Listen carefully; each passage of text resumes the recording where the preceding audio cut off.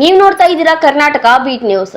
ಬಹಳ ವರ್ಷಗಳಿಂದ ನೆನೆಗುದಿಗೆ ಬಿದ್ದಿದ್ದ ಬಿಡದಿ ಟೌನ್ಶಿಪ್ ಯೋಜನೆಗೆ ಮರುಜೀವ ನೀಡಲಾಗುತ್ತಿದ್ದು, ಇದನ್ನ ವಿಶ್ವ ದರ್ಜೆಯ ರಸ್ತೆಗಳು, ಮೆಟ್ರೋ ಸಂಪರ್ಕ, ಅತ್ಯಾಧುನಿಕ ಕ್ರೀಡಾಂಗಣ, ಉದ್ಯಾನವನ ಹಾಗೂ ಸುಸಜ್ಜಿತ ವಸತಿ ಒಳಗೊಂಡ ಅತ್ಯಾಧುನಿಕ ಎಐ ಸಿಟಿಯಾಗಿ ಅಭಿವೃದ್ಧಿಪಡಿಸಲಾಗುತ್ತಿದೆ.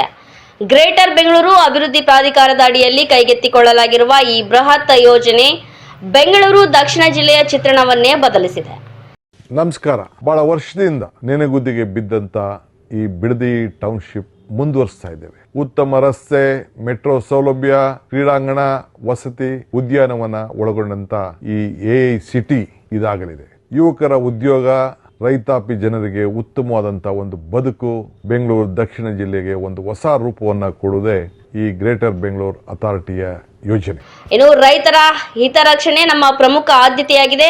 ಹಿಂದಿನ ಸರ್ಕಾರ ಎಕರೆಗೆ ಕೇವಲ 25 ಲಕ್ಷ ನಿಗದಿಪಡಿಸಿದ್ರೆ, ನಮ್ಮ ಸರ್ಕಾರ ಪ್ರತಿ ಎಕರೆಗೆ 3 ಕೋಟಿಗೂ ಹೆಚ್ಚು ಪರಿಹಾರವನ್ನ ನೀಡಲು ತೀರ್ಮಾನಿಸಿದೆ.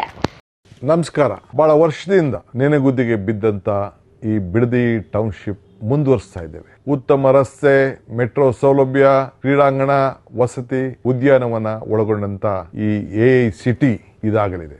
ಯುವಕರ ಉದ್ಯೋಗ, ರೈತಾಪಿ ಜನರಿಗೆ ಉತ್ತಮವಾದಂತಹ ಒಂದು ಬದುಕು. ಇನ್ನು ಹಣದ ಬದಲಾಗಿ ಭೂಮಿ ಬಯಸುವ ರೈತರಿಗೆ 50% ಅಭಿವೃದ್ಧಿಪಡಿಸಿದ ಜಾಗವನ್ನ ನೀಡಲಾಗುವುದು. ಈ ಭೂ ಸ್ವಾಧೀನ ಪ್ರಕ್ರಿಯೆಯು ಸಂಪೂರ್ಣವಾಗಿ ಐಚ್ಛಿಕವಾಗಿದ್ದು, ಯೋಜನೆಗೆ ಜಮೀನು ನೀಡಲು ಇಷ್ಟವಿಲ್ಲದ ಯಾರ ಮೇಲೆಯೂ ಯಾವುದೇ ತರಹದ ಒತ್ತಾಯವಿರುವುದಿಲ್ಲ.